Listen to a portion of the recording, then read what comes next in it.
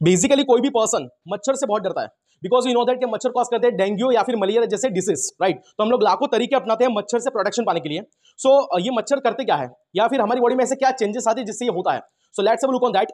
Okay, basically कोई भी bacteria, virus, प्रोटोजुअन्स या फिर कोई भी वर्म्स या फिर कोई भी फंगस आकर एक लिविंग बॉडी के सरफेस के ऊपर एज ए एक्टोपैरासाइट या फिर बॉडी के अंदर एज ए एंडोपैरासाइट जाकर किसी भी सिलेक्टेड पर्टिकुलर सेल या टिश्यू पे टारगेट करते हैं, राइट। वो पर्टिकुलर सेल पे जाने के बाद वो सेल का जो भी न्यूट्रिएंट्स है, जो भी एनर्जी है, जो भी इंपॉर्टेंट मटेरियल उसको सक कर लेते हैं, एब्सॉर्ब कर लेते हैं, जिससे वो पर्टिकुलर सेल की डेथ होती है, वहां पे इंफेक्शन कॉज होता है और वो जो पर्टिकुलर ऑर्गेनिज्म जिसने अटैक किया है उसका ग्रोथ होता है, उसका मल्टीप्लिकेशन होता है, राइट। यहां पे अगर आप ध्यान से देखो तो जो पर्टिकुलर ऑर्गेनिज्म ने अटैक किया था वो पैरासाइट था, जो सेल पे अटैक किया था वो होस्ट सेल था, और जो लिविंग ऑर्गेनिज्म की बॉडी पे क्या था वो होस्ट बॉडी थी, राइट। और यहां पे डेफिनेटली जो पैरासाइट था उसका 100% प्रॉफिट बेनिफिट हो रहा था, और जो लिविंग बॉडी, लिविंग सेल था उसका 100% लॉस हो रहा था, राइट। तो इसी को हम लोग बोलते हैं पैरासाइटिक मोड ऑफ न्यूट्रिशन, ठीक है। तो वहां पे जो मॉस्किटो होते हैं, जब कभी स्पेशली अगर हम मलेरिया की बात करें तो फीमेल एनोफिलिस मॉस्किटो जब कभी हमें बाइट करता है तो उसके सलाइवा में एक प्रोटोजोन होता है जिसका नाम है प्लाज्मोडियम। तो उसके सलाइवा से वो प्रोटोजोन हमारे ब्लड में जाता है,